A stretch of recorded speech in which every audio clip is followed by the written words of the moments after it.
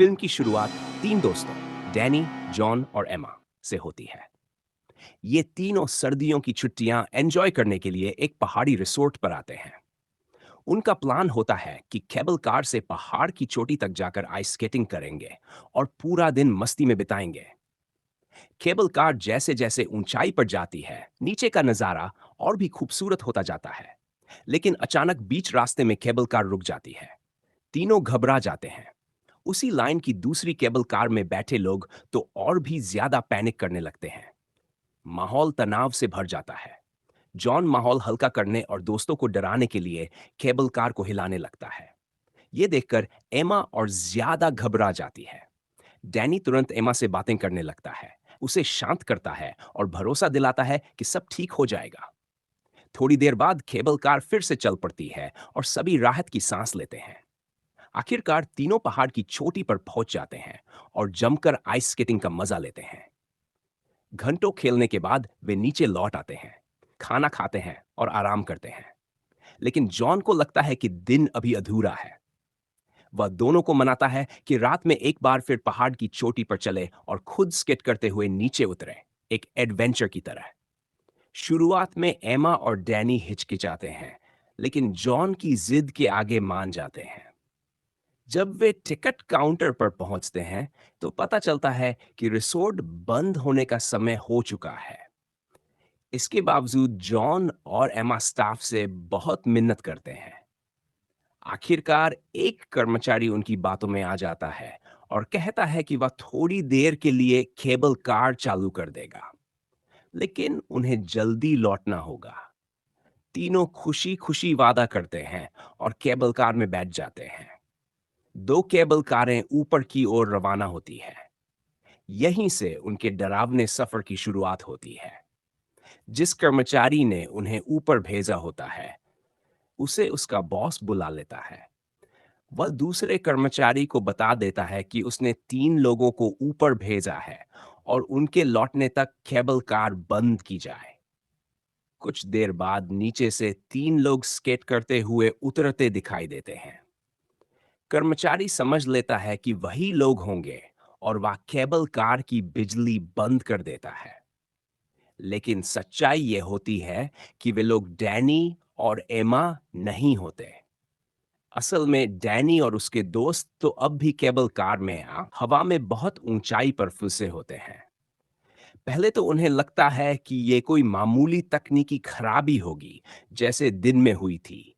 लेकिन घंटे बीत जाते हैं और केबल कार नहीं चलती। तब उन्हें एहसास होता है कि वे पूरी तरह फंस चुके हैं। ऊपर भयानक ठंड होती है। तेज बर्फीला तूफान शुरू हो जाता है। नेटवर्क नहीं होता। अब कोई हमारे मदद पास इस बुलाने का मजाक के लिए रास्ता वक्त नहीं। नहीं। नीचे पूरा इलाका अंधेरे में डूबा होता है। डर धीरे धीरे दहशत में बदलने लगता है।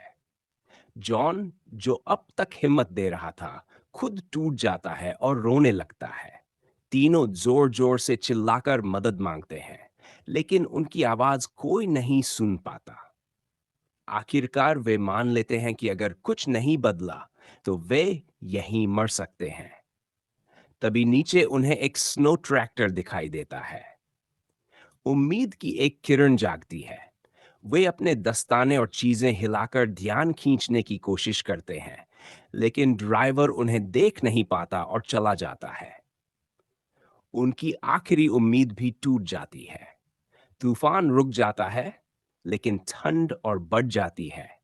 सांस लेना मुश्किल हो जाता है। तभी डैनी को याद आता है कि आने वाले 2-3 दिन तक रिसोर्ट बंद रहने वाला है। इसका मतलब जल्द कोई मदद नहीं आने वाली। ये सुनकर एमा टूट जाती है और रोने लगती है। डैनी उसे ढांढस देता है और एक भयानक फैसला लेता है। वह ऊपर से नीचे कूदकर मदद लाने का फैसला करता है। सभी उसे रोकते हैं, लेकिन वह नहीं मानता। डैनी कूद जाता है। नीचे गिरते ही उसकी दोनों टांगें बुरी तरह टूट जाती हैं। वह दर्द से चीखता है, हिल भी नहीं पाता। हालात और भी बदतर हो जाते हैं। जॉन देखता है कि पास ही एक टॉवर है, जिससे सीढ़ियों के सहारे नीचे उतरा जा सकता है।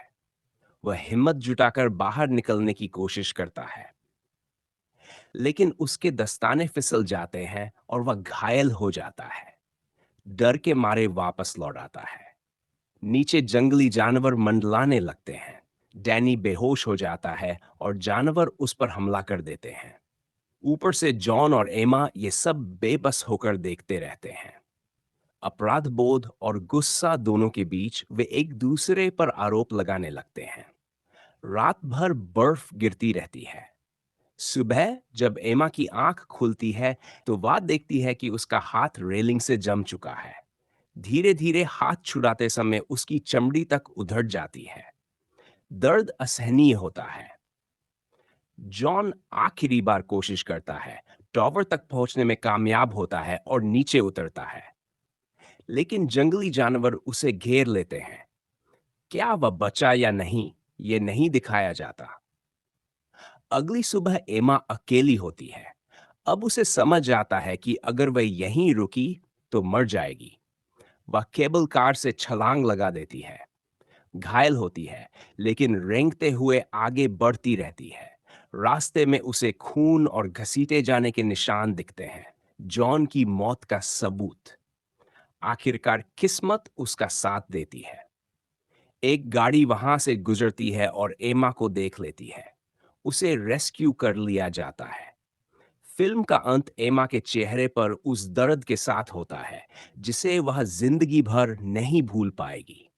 क्योंकि इस एक ट्रिप में उसने अपने दो सबसे करीबी दोस्तों को खो दिया था।